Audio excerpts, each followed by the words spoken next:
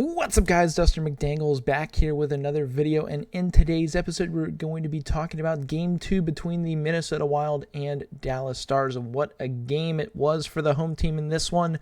But before we do get into any breakdowns, be sure, if you guys are new to the channel, to hit that subscribe button. It does mean the world to me. Try to grow this community, have fun talking about hockey, talk with you guys down below in the comments, and if you would be so kind, hit that like button if you have been enjoying these videos. And the majority of you guys aren't even subscribed to the channel, so if you like these videos, consider sticking around, hit that subscribe button, stick around, chat, we'll talk hockey, all that good stuff. Whatever fan you are of any team in the NHL, let's have some fun. But without further ado, let's talk about the game here. And man, oh man, again, what a game it was. Stats are on the screen for you guys.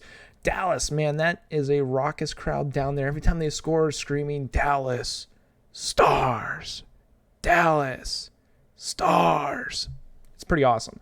Don't get me wrong. It's hard to beat that right now in the NHL, but this game was a tale of two games, really, from the first one to this one. Stars were good in the first game, but this game they were just so much better. Roope Hintz, the best player out there on the ice, just flying around, throwing the body around, getting shots on target, and he scored 3 goals to boot. Tyler Seguin stepped up as well, had a nice tip in front on the power play. Minnesota really had a chance. There was that little turn in the second period where the Stars were up 4-1, and then bang, bang, Minnesota scores 2 right away, 4-3, but then the Dallas Stars able to find a way to sneak away in that game to Danoff, and then Hintz with his second and third of the game. But looking at the stats, 31-26 shots, face-offs in favor of the Stars with 56%. Power plays, 1 for 5 for the Wild and 3 for 6 for the Stars. I mean, that's just insane. 3 for 6, all of their goals before, which goal was it? The Danoff goal, or the Roope Hintz goal, were all on. Oh no, Rupe's was shorthanded. I forgot about that. Their first non-power play or special teams goal in this series was Danoff in the second period. Everything before that has either been shorthanded or on the power play, which is just insane to think about. But penalty minutes, no one really cares too much about those. Just there were a lot of fights, or not fights, but a lot of scrums, 10 minutes, all that good stuff. Hits 45-22, crazy for the Wild, just throwing the body around. Blocks 18-15, and then giveaways 15-11, I guess in favor of the Stars with only 11 turnovers in the game. Boldy, -3 on the day. Foligno, -10, but again, you can see a lot of penalty minutes being thrown around here. Zuccarello was a -2. Freddie Gaudreau had a really good game. He was +2. He was kind of all over the place, just with his speed, skill, had a goal out there, which I thought at the time was pretty huge, but unfortunately for them, they weren't able to get back into the game. After that, Kaprizov, -2, Johansson, -3. Even though he did have a goal, he was a -3, so out there for a lot of goals against. On the back end, Middleton, -2. Spurgeon kind of looked a little lost tonight. He wasn't really his normal self, showing -3. Only had 2 blocks, nothing on the takeaway side of things. And then Middleton, -2. Goaltending, Marc-Andre Fleury only stopped 24 of 31 shots. He did not look very good whatsoever, but maybe the Wild coach knew something that we didn't, that they were going to get pumped this game, so they threw Fleury in the net. That was probably the biggest head scratcher going into this game, is why they didn't start Gustafsson, as he played so well in game number 1. But maybe the coach just knew that they were going to get pumped tonight, although that's not a type of mindset you would think a coach would go into a game with. But hey, he is the coach, and we are just the fans watching the game.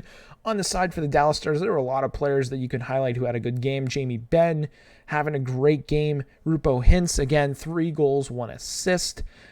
You could throw it down to Danoff, 2 goals. Tyler Seguin looked a lot better, more of a presence out there tonight. Nobody crazy on the plus-minus on the front end. Heiskanen, 4 assists on the day. Very top-notch player, highlight player of the game, really, you could say. +2 on the day. Suter looked very good out there. No one really throwing too many hits for the Wild, but Ottinger between the pipes, he stopped 23 out of 26. Not too bad for him. He did look very solid and made a couple big key saves in that game that kept the Stars in front. But man, I'm really looking forward to Game 3, heading back to Minnesota. You know that crowd is going to be raucous, trying to show up the Dallas Stars fans and show them what a real atmosphere is, even though Dallas has been showing these past 2 games that it is a crazy atmosphere to play in down there at American Airlines Center. But I'm really excited for Game 3. Is Rupo Hintz going to continue his dominance? Is somebody else going to step up for the Wild other than Kaprizov? Who is it going to be? Is it going to be Foligno? Is it going to be Boldy? Is it going to be somebody on the back end such as Dumba, Spurgeon? I honestly think Kaprizov might have to have a big game too, maybe 2-1, 2 goals, 1 assist, or 1 goal, 2 assists to find a way to lead the Wild to a victory.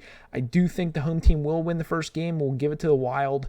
In Game 3, I'm going to guess a 4-3 barn-burning type game that the Wild will win. It has been a very entertaining series, but I want to hear from you guys down below in the comments. Who has been your top player of the series other than Rupo Hintz for the Dallas Stars? Let me know down below. And again, Jason Robinson, I know we didn't talk too much about him today. He did have a pretty decent game, but not as good as Rupo Hintz in game number 2. Let me know what you guys think below as well for the game coming in Game 3. Let me know who's going to be the biggest X factor for each team. Who do you think is going to win the series after 2 games so far? We've got a split 1-1. I want to hear you guys down below. But that's going to be it for this episode. I hope you guys have a good one. And as always, stay dusty.